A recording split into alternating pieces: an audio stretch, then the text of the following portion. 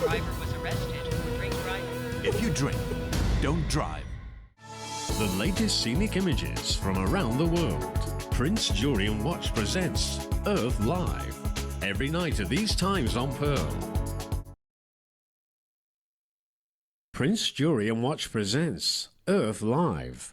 After the news roundup. Next time you're drinking a glass of water, realize that you're probably drinking comet and asteroid juice. How was the Earth created 4.5 billion years ago? And what are the odds it's happened elsewhere in the universe? Wednesday, How the Universe Works. The last episode at 9:30 on Pearl.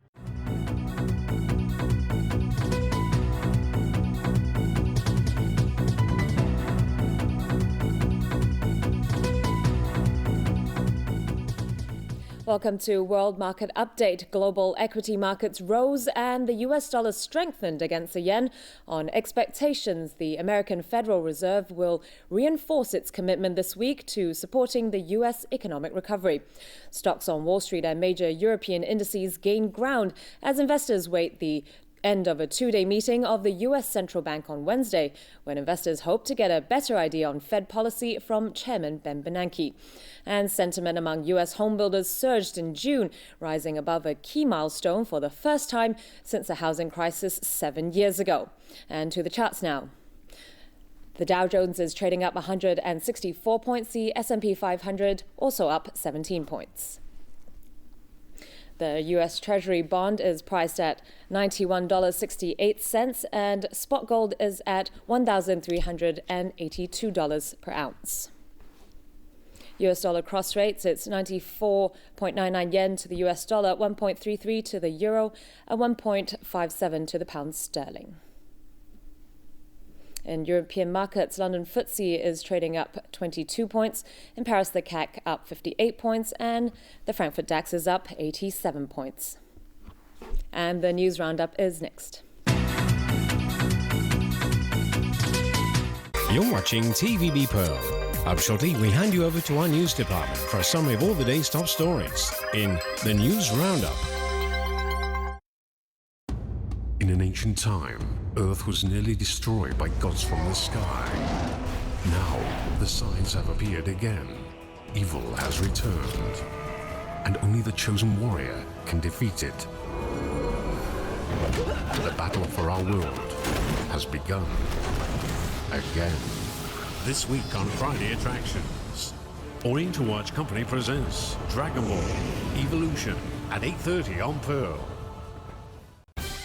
我想生意租主，我層唐樓想加我，我冇入息證明喎，點算啊？有香港信貸 ，no trouble， 冇煩惱，任何物業都借足8成，無需入息證明，5分鐘電話極速批核，樓按簡單冇煩惱，香港信貸樓按 no trouble。 Why are we so good at Japanese? Because we are students of Nikkei. Nikkei's Japanese summer course is taught by professional teachers, combined with exciting cultural activities. If you want to have a very Japanese summer, hurry and sign up for Nikkei's Japanese summer course. Hong Kong has beautiful shorelines, but do you like swimming with plastic bottles? Or sunbathing with plastic bags? How about a paper cup in your photo? To protect our beautiful shorelines, please don't use disposable items when visiting coastal areas or enjoying water activities. Take all your rubbish away and put it into waste separation bins. That way, marine life can also be protected from rubbish.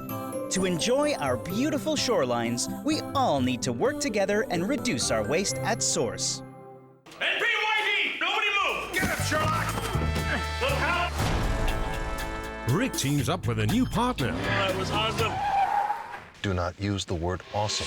You're a grown man. And leaves his old friends in the dust. I feel like he's cheating on us. This might be the end. You're a writer, Castle, not a cop. I can take care of myself. Of their story. You can see them pulling away from each other. Oh no, what if I waited too long? Wednesday, Castle at 8:30 on Pearl.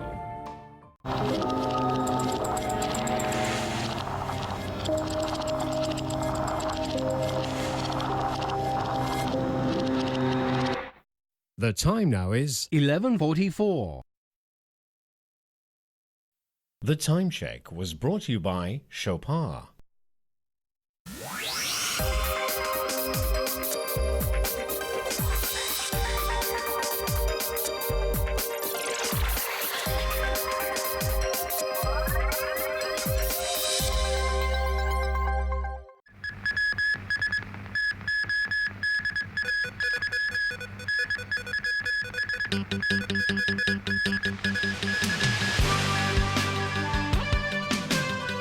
Joseph Lau, again a no-show in Macau corruption trial. The problem of foreign domestic helpers not living with their employers. And Justin Rose wins the US Open.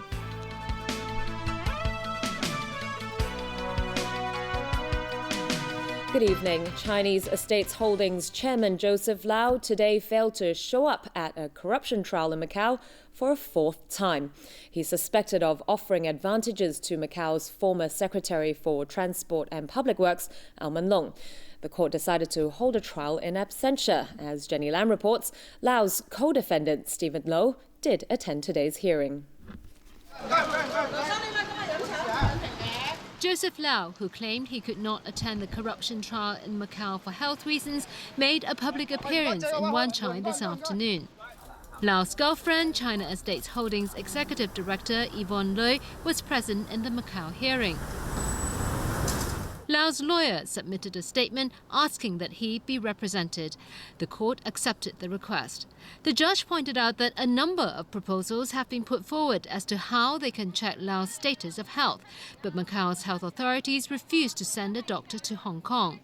Lau, meanwhile, said it was inconvenient for him to have a checkup at a public hospital in Hong Kong. So the court is unable to verify whether he has any good reasons to be absent from the trial. There are 8 defendants in the case, among them Stephen Low, who appeared in court today escorted by bodyguards. Lau and Low are accused of bribery and money laundering. The prosecution said former Secretary for Transport and Public Works, Au Manlong, was authorized to sell 5 plots of land near the airport in Macau. Lau and Low won the tender and in 2005 transferred more than $20 million to Au's account through third-party accounts. The prosecution said Lau and Low willingly, freely and intentionally provided reward for a public servant for acts against his role in the government. During the probe on Au, investigators found a notebook which referred to Joseph Lau as Big Lau and listed the land sale items and the sum Au had received.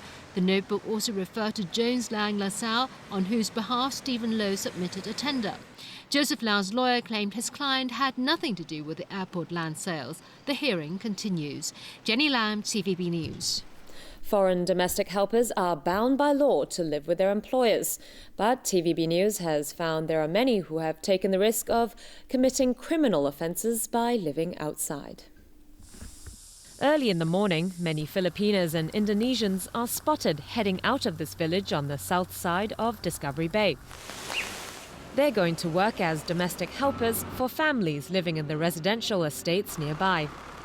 My employer have a small apartment. My employer give me 6,500, including the boarding. You know, it's illegal if you don't stay with your employer? Yes, I know, but mostly we don't have a space in their house. It is illegal. Under the law of immigration, the helpers must stay with the employer in the address which mentioned in the contracts. But residents here in Discovery Bay say foreign domestic helpers not living with their employers is commonplace. And I think, you know, from that point of view, they would rather that they live out rather than, say, sleeping with the child in the same room, for instance. I think they would not feel very comfortable with that. I think it's a space issue. According to property agents on Lantau Island, it's also known that some domestic helpers will rent apartments and share them with several others.